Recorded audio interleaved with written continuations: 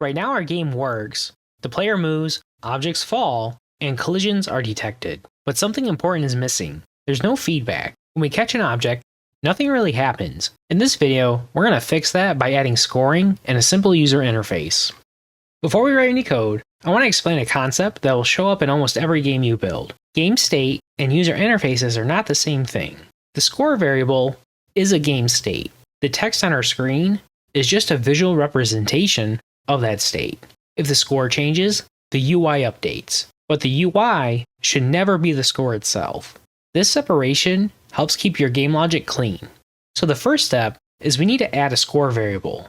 This is just a number that's going to track how many objects the player has collected. So in our game scene, let's add a new property. We're going to call this score. Down in our init method, we'll initialize it to 0. So then down in our update method, where we have our console log for catching our item, we'll remove that. And now we want to update our score. So for our score, instead of just doing a single value, we're going to increment it by 10. Later on, this could be modified where different objects are worth different points, but for now, we'll just keep all of our objects the same. So now this property on our class, this is going to be our source of truth. This is how many points our player has at the given time. The rest of our game is just going to react to it. Now, we need something to display our score. With Phaser, we can use our built-in game objects to do this. We've looked at image and sprite game objects. Now, we're going to talk about our text game object. Our text game object is a way for us to add text to our game. So in our game scene, let's go to the top of our class. We're going to add a new property to keep track of this game object. We're going to call this score text game object. So then down at the bottom of our create method, we'll create our game object. So we'll do this. We'll do our score text game object. We'll do this.add, and now we want to do text. So previously, we used image and sprite to create those game object types. For text game objects, we just use text. Now this follows the same pattern where we want to specify our x and y. So we're going to do 10 and then 10. And then we specify our string that we want to display. So for this, we're going to do our score prefix with a colon and then our score value. So now if we save, when our browser refreshes, we should see our new text game object, but it's very small. So for our fourth argument, we can specify an object that allows us to configure the text that we're displaying. This object allows us to do things like our font size, and so we can do like 40 pixels. We can change our color. So instead of our default white, we'll do 04, 3, D, 8C. So now our text is bigger and it's blue. And we can also do things like add a stroke around it, so that way we have an outline. So we're going to do stroke. For that, we'll do white. So FFF, FFF. And now we're going to define our thickness. So our stroke thickness will be 6. Now when we save, we have this nice UI element. So now what we can do is down our update method, when we update our score, we can update the text that we're displaying. So we'll do this, our score text game object. We'll do set text. We'll do our score prefix with our value. So now as we catch our objects, we'll see our text updates with our new score. Now that we have our logic working for updating our score text, we want to make one small enhancement. Right now we're repeating our prefix of score, and we're updating our whole text game object with that each time our score changes.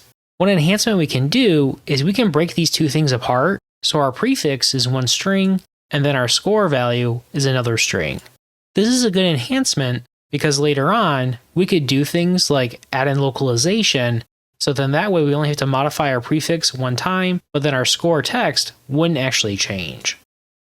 So to do that, we'll come back up to our create method, and we're going to create a second text game object. So I'm going to copy this block of code here. We'll go ahead and paste it. For this text game object, we won't need to update it, so let's do a local variable. And we're just going to do score text prefix. And now we'll just want to do score with our prefix, and we'll want to use the same styling. Since we want to use the same styling, we're going to copy that object, we'll remove it, we'll add that object here, we're going to call this text config, and now we can pass that to both of our game objects. So now that we have our prefix, we need to update our score text game object to be dynamic based on the position of this game object. So to do that, we'll remove our 10 and our 10, so we'll do our score text prefix, we want to do our X position, And now we want to add in our width. So what we're doing is we're taking the x position of this game object, we're getting our calculated width, and we're adding that to get our starting x position. So now for our y, we can do our score text prefix and then our y value. Now we just need to update our string, so we'll remove our score prefix. Let's come down to our update method, and we'll remove our prefix from there as well. So now we have our score, and as we catch our objects, our score increases.